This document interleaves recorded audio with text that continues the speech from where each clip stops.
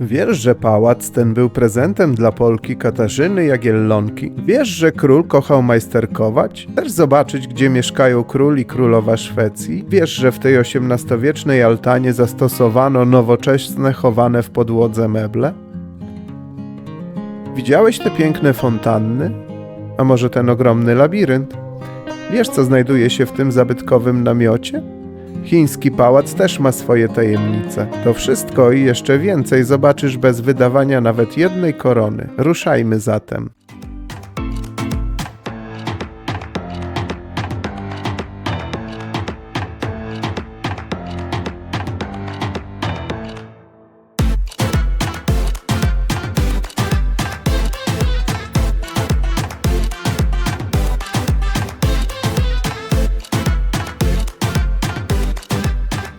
Korzystając z przepięknego wrześniowego dnia, wybieram się na spacer po królewskich ogrodach pałacu Drottningholm. Zobaczycie tu królewskie miejsce relaksu i obcowania z przyrodą.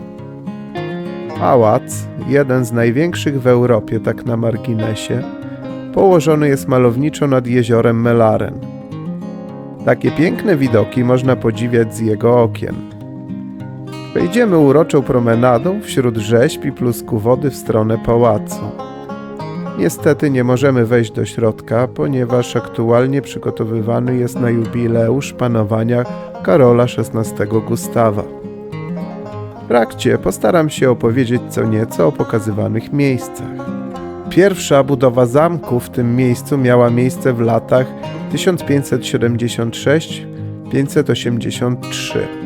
Kiedy to Jan III Waza kazał wznieść kamienny zamek z wieżą. Król nazwał budynek Drottningholm na cześć swojej żony Katarzyny Jagiellonki. Królowa była katoliczką, a zamek odegrał szczególną rolę jako miejsce schronienia dla ostatnich katolików prześladowanych już w innych częściach królestwa. Zamek Drottningholm jest najlepiej zachowanym zamkiem królewskim w Szwecji, stałą rezydencją rodziny królewskiej. Pomieszczenia w południowej części zamku przeznaczone są dla członków rodziny królewskiej. Park zamkowy otwarty jest przez cały rok.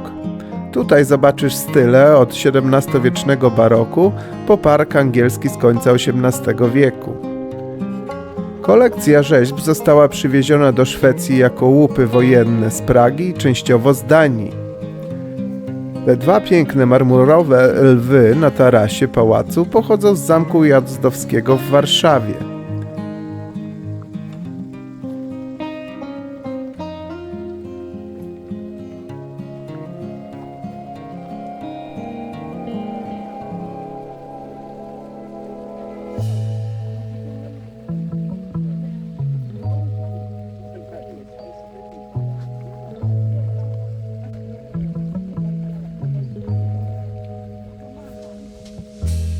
To część wodna ogrodów z 12 mniejszymi fontannami i okazałą fontanną Herkulesa w centralnej części, która przykuwa uwagę.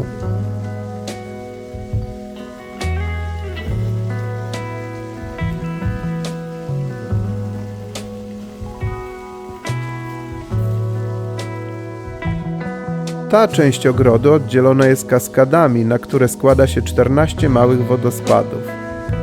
Ciekawostką jest fakt, że kaskady miały pełnić rolę elektrowni wodnej, lecz nie działały i wkrótce zostały rozebrane. Te widoczne to zrekonstruowane już w XX wieku z zastosowaniem pomp, dzięki czemu działają.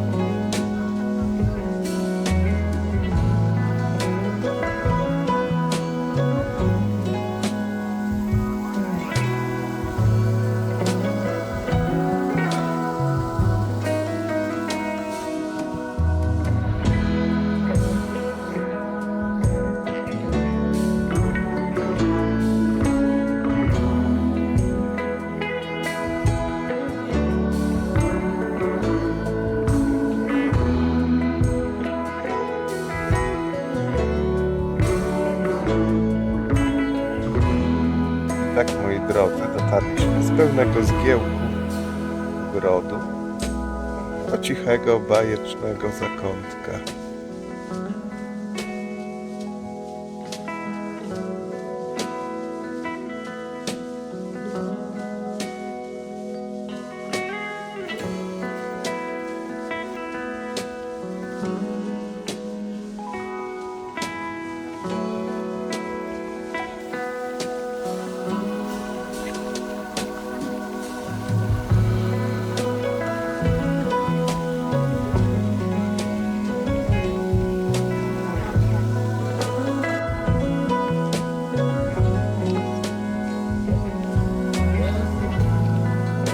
Tak, kochani, znowu mknęliśmy od zgiełku.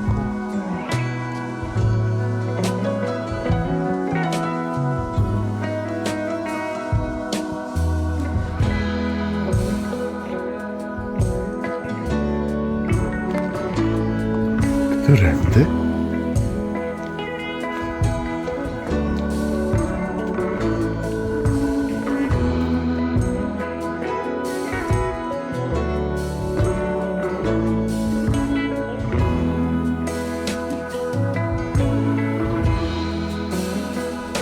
Milion ścieżek, wszystkie takie same.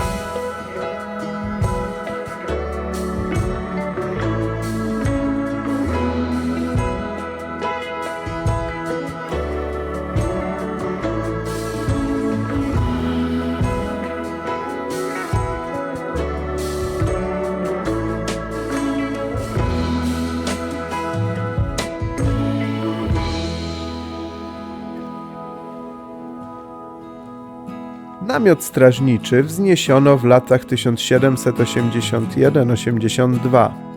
Budynek zaprojektowano na wzór namiotu sułtana tureckiego. Front budynku i szczyty obłożono malowaną blachą. W XIX wieku budynek służył jako kwatera dla różnych oddziałów wartowniczych i personelu szkoły piechoty. Od tamtego czasu nie jest używany.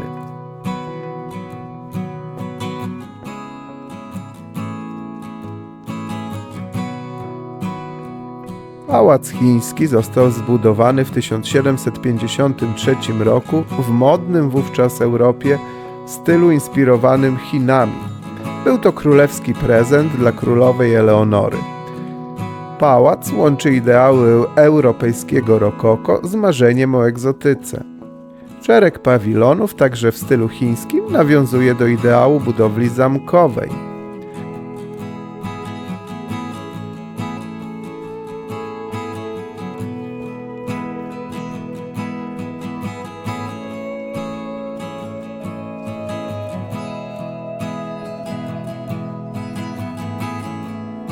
W 1991 roku Drottningholm jako pierwsza szwedzka atrakcja został wpisany na listę Światowego Dziedzictwa UNESCO.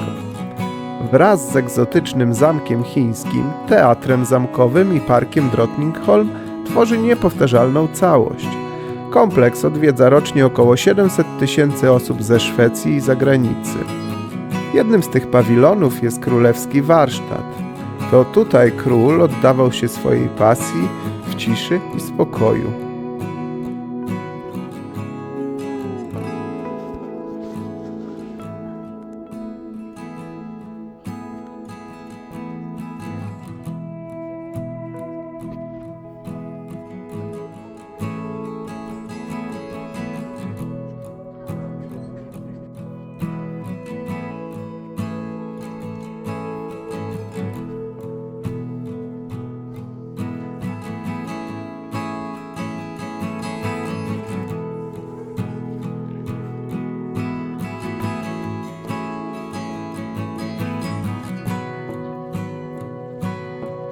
Kolejnym z chińskich pawilonów jest tak zwany Confidence, czyli budynek jadalni, w którym w podłodze zamontowano specjalne szafki do serwowania posiłków, które na sygnał wysuwano do jadalni z dolnego piętra. Oznaczało to, że członkowie rodziny królewskiej mogli jeść bez obecności obsługi, czyli w zaufaniu.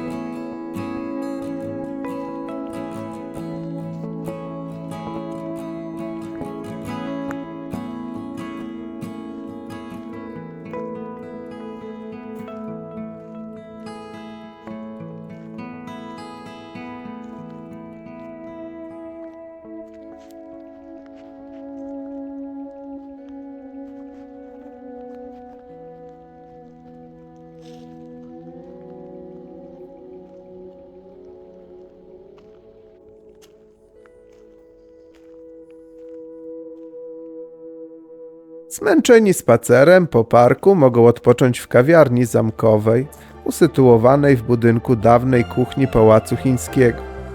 Kawiarnia oferuje szeroki wybór specjałów z zamkowego sklepu, takich jak marmolady, miody, konfitury, kawa, herbata i słodycze.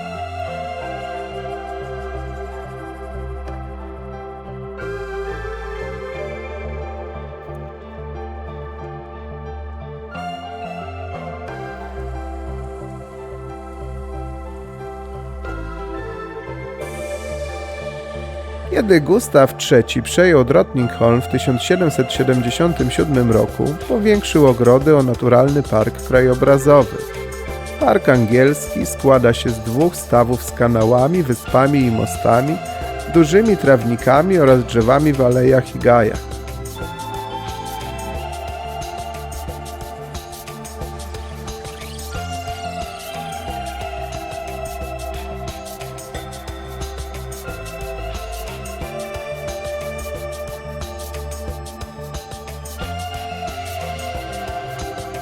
Ścieżki spacerowe wiją się wokół całego parku.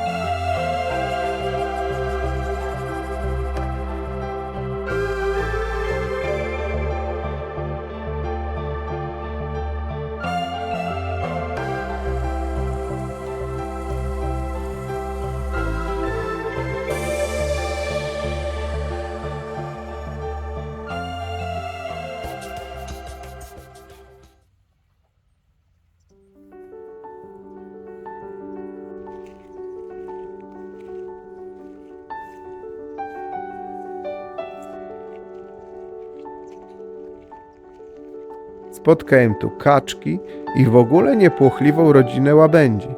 Spójrzcie, jak chętnie pozują.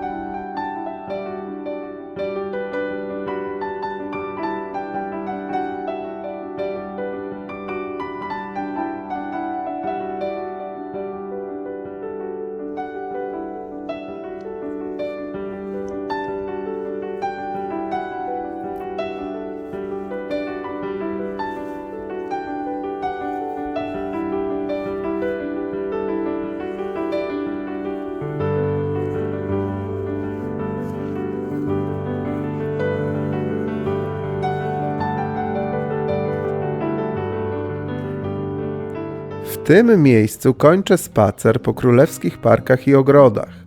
Teraz zabieram Was do zabudowań pałacowych. Ten gmach na wzgórzu to teatr pałacowy z salonem śniadaniowym. Jest to jeden z najlepiej zachowanych teatrów z XVIII wieku w Europie i jedyny na świecie, w którym nadal regularnie korzysta się z oryginalnych maszyn. Latem teatr organizuje wycieczki z przewodnikiem i przedstawienia. Bez specjalnego zaproszenia nie wejdziemy tam, ponieważ trwa zamknięty spektakl. Plac przed teatrem otoczony jest 4 pawilonami: kościelnym, pawilonem królowej, myśliwskim i skrzydłem marszałkowskim. Po środku placu dumnie prezentuje się posąg Apollo di Belvedere. Zajrzymy do sklepiku z pamiątkami w jednym z pawilonów. Jeśli ktoś ma ochotę na jakieś pamiątki z tego miejsca, to właśnie tu można je zakupić. Szału nie ma, ale jest szansa coś wybrać.